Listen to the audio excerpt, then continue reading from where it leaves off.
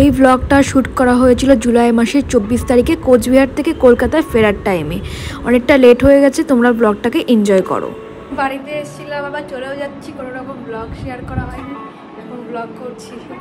ওই যে সবাই রেডি হয়ে বেরিয়ে গেছি। কিছুদিনের জন্য বাড়িতে এলে যা হয়, বাড়িতে এসে এতটাই ব্যস্ত হয়ে গেছিলাম যে ব্লগ শ্যুট করা হয়নি। এই মা, আমি, পাপার টোটোতে উঠে গেছি, সবাই আমাকে ছাড়তে যাচ্ছে। আর তোমাদেরকে যতটা পারছি আমাদের কোচবিহারটা একটু দেখানোর চেষ্টা করছি। চলো এবার সোজা যাব স্টেশনে। আর একটু পরে তোমাদেরকে একটা জিনিস দেখাবো, সেটা হচ্ছে আমাদের কোচবিহারের গেটওয়ে বলতে পারো, এটা হচ্ছে কোচবিহারের গেটওয়ে।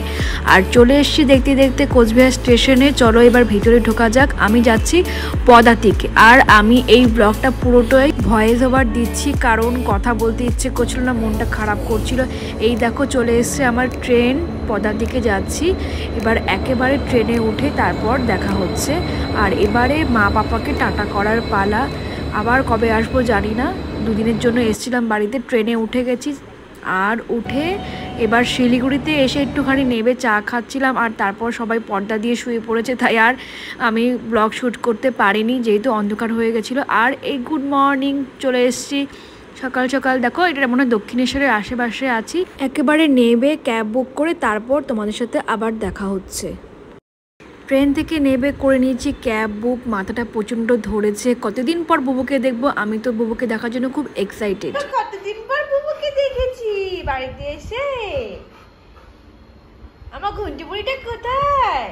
আমার ঘন্টু বুড়ি কতদিন পর, আমার ঘন্টু বুড়ি কতদিন পর একসাথে আমরা।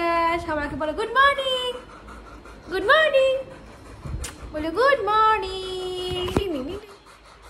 টিং টিং টিং টিং টিং টিং টিং। কালকে সারাদিন ঠিকভাবে ব্লগ করতে পারিনি, মানে আসার টাইমে উঠে কিছুক্ষণ পর ঘুমিয়ে গেছিলাম। আর সকালবেলা চলে এসেছি বুবুর কাছে। 5 দিন পর বুবুর সাথে দেখা হয়ে গেছে। আর বাড়িতে কিন্তু ঠিকভাবে কিছু ব্লগ শ্যুট করতে পারিনি, এতটা ব্যস্ত হয়ে গেছিলাম বাড়িতে গিয়ে। আর এখানে আমি ব্লগটাকে এন্ড করছি। চলো টাটা টাটা।